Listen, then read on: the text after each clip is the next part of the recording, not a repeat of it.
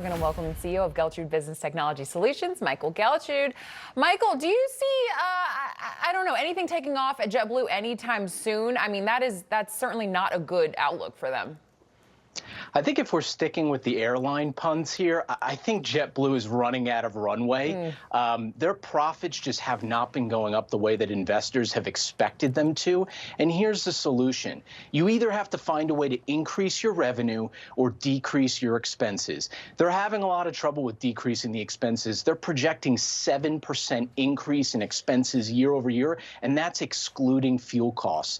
But here's my solution. Focus on the customer service experience. It's missing from the airline industry. Everybody has had a bad airline industry customer service experience. If they can find a way to turn that around, they can really differentiate themselves. I remember that JetBlue was one of the first airlines to put TVs on every seat, and that made a difference. People used to go to JetBlue for the TVs and the customer experience. Yeah. I mean, you're absolutely right about that. Someone who's not struggling with money, Elon Musk. So he's striking a deal with Visa to start a virtual wallet on his social media platform, X. So the feature is called X Money, and it would work just like something like Zelle or Venmo, allowing users to transfer funds between each other's accounts. Elon has said over and over he wants to make X kind of like an everything app. And I mean, certainly this is the right direction to do that. What do you make of this move?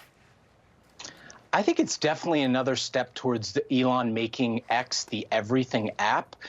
He started out with buying a social media company, and then he started pivoting a little bit towards AI, and now he's moving towards a bank. And the reason I put that in air quotes is because here's the differentiation. Right now, he's talking about implementing a digital wallet.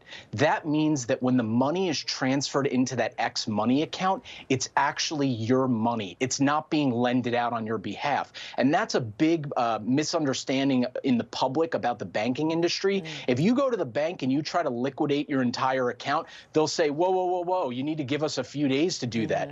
But I thought it was my money. Why can't I take my money out? And that's what X is trying to solve here. Put people back in control of their money. Wow. So, yeah, this actually has bigger implications than I think you originally look at it on the surface. That's a very interesting point you make there, Michael. Let's talk a little Costco. So after more than a decade, they're abandoning their partnership with Pepsi and replacing it with Coke at its food courts. So the change-up coming after Pepsi lost a bid off with Coke to maintain its contract. I think Coke was last involved with Costco back in 2013. Is this a big move? Does this make a difference? People maybe on the surface may not think that this is that big of a deal, Michael. Well, I've always preferred Coca-Cola more than Pepsi. So for me, it's a really good thing.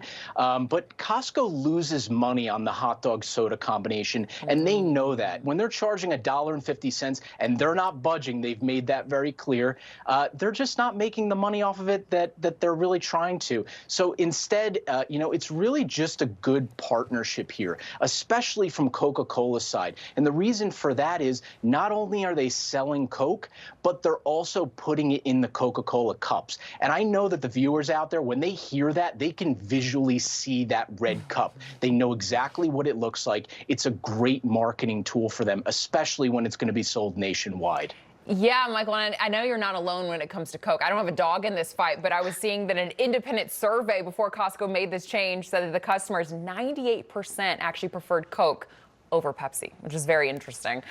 So finally, it looks like tequila is on the menu at Popeyes. So the fast food chain introducing its new Don Julio Championship lineup. So the new meal contains a tequila marinated chicken sandwich, tequila flavored garlic wings, and a spicy strawberry hibiscus lemonade mocktail. My goodness. Michael, is this a good move, especially right before the Super Bowl? Well, we know what happened the last time Popeyes introduced a new chicken sandwich. There were fights, there were lines, and everything in between. So I think it's going to create some demand here. I'm not sure it'll be as much as the last time. But my fear here is that when you try to combine two good things, you actually may end up making them worse. I'm not sure tequila and fried chicken sandwiches are the best combination, but I really hope it turns out to be, a chocolate peanut butter situation and not a chocolate and pickle situation. We want want it to be a good combination, not a bad one. Yeah, I've never had tequila, so it's kind of strange to me to mix the chicken with the tequila. But I don't know. We'll see. Like you said, it may be the next best thing for people. Michael Geltrude, thank you so much for joining us this morning. So nice seeing you. Thank you.